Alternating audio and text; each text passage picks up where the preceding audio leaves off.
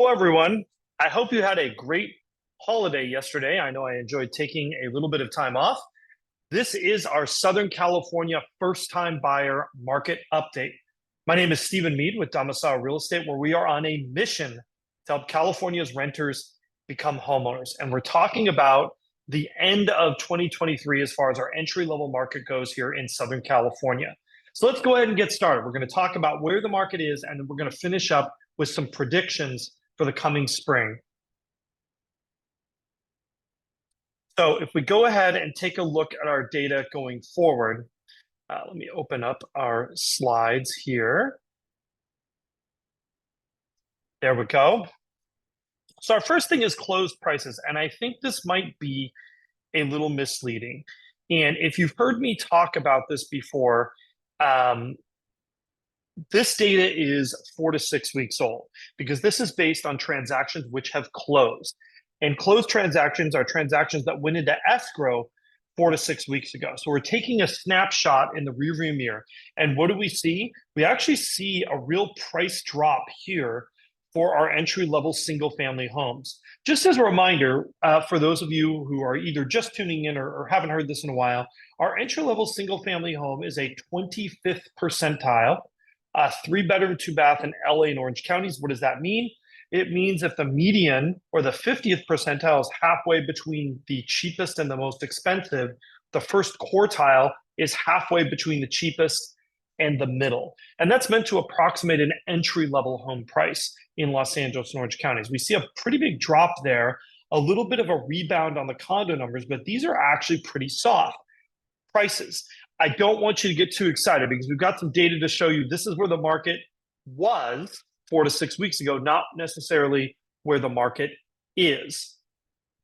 And we're going to take a look at that in a second here. So, I think also this is very common for December. December tends to be the weakest month for home sales here in Southern California.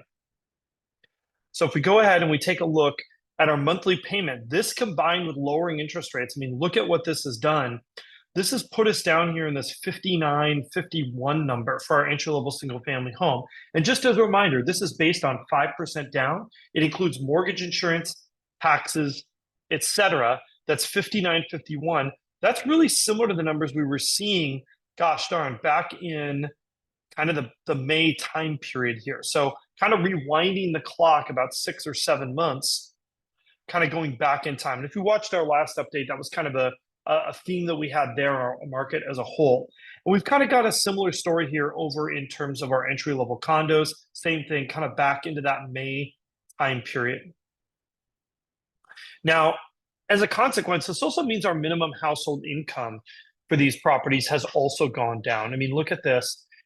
The minimum income with no other debts in order to support this payment, household income is about $146,000 for that entry-level single-family home and $111,000 for that entry-level condo. But here is where the plot thickens. So it is not uncommon for our absorption rates to spike around this time of year, right? We saw these kind of come up here. But what's a little bit unusual is just how far they spiked. We are at around the 125% level for absorption rate. That's a bit higher than we were at last year. And I'm going to tell you why I think this number is a little bit concerning for me as far as opportunities for entry-level home buyers go. So if we take a look at our total inventory, this is the one that's especially concerning. Look at where we were last year around this time. Inventory was dropping, but in this kind of gentle manner, heading towards a bottom that occurs sometime in the spring, where and then it starts to bounce back up through the year. It's kind of a similar pattern that we see most years. Look at the slope on these curves. Our entry-level condos here in blue, that inventory is taking it down. So not only is this slope downward, but it's already at a significantly lower level than we were at last year. So I don't want to be, the bearer of bad news. This is kind of a little bit of a preview of what we're going to talk about at the end. But I am expecting a very, very tight inventory spring. And I'll go into a little bit more about that as we reach the end here. So you see we've got this downward slope at a much lower level. I mean, we are below 1,500 houses Gosh, we're about 1,250 maybe for our entry level single family homes. Last year, at this point in time, we were probably at about 800. So, that is a third fewer homes than we were at last year. If we look at our percent still active, when this number goes down, it actually means things are more competitive. This is starting to look like summer numbers. But more importantly, let's reference this to last year, right? On the 27th of December, where were we last year? We were around 80% for our entry level single family home. We are around 75%, much more like these summer numbers is what we're seeing. And I think that should tell you a lot about where the market is at this moment in time. And I'm telling you, at this exact moment in time, this is a hot market at the entry level end of the spectrum. So finally, if we look at our relative supply of homes, that number is not quite as bleak, but it's also not heading in the direction that we'd like. Where were we last year? Again, at that reference point, 2 days after Christmas last year, we're at 11 and a half weeks for our entry level single family homes, 13 and a half weeks for our condos. Where are we right now? Well, gosh, we're under 10 weeks of inventory for our condos, and we are under 6.5 weeks of relative inventory for a single family home. So let's talk about what this actually means, right? What does this mean if you're a buyer on the sidelines? I think it means, we titled this video Ready, Set, and of course, what's the next word that comes after that? Go. And I think that's what we're going to see in our housing market. I think we're going to see a very tight inventory spring. I think we're going to see really multiple bids, especially on those more desirable properties. I think that's going to be commonplace. I think we're going to see hyper bidding, which we saw a couple of years ago, especially if these interest rates either hold where they're at or go lower. Where are these interest rates, by the way? As of today, there are lenders offering a 7-1 jumbo, which means it's fixed for the first 7 years at under 6% at one point. So that is something available today out in the marketplace. Are rates on mortgages in the fives. I think if that holds true, that's really going to kind of supercharge our spring. Now, the other thing we're talking about, right, is if these rates are down, doesn't that also mean a lot of those sellers who were sitting on the sidelines, right? They're saying we want to move up to a bigger house, we want to do this, but rates are too high. We have a 3% mortgage on our house. We don't want to go out there and get a 7% mortgage. Here is the problem.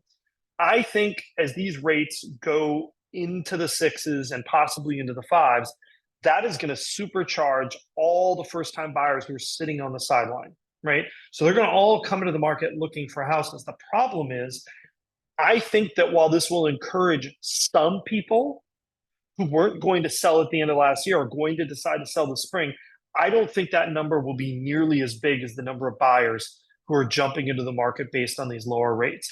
And when you have that imbalance, that really is a recipe for kind of, like I said, some of that hyper bidding behavior, which of course inevitably causes increases in prices. Obviously there are a lot of things that could change this. This is just what we're seeing with the data we have available today, December 26th.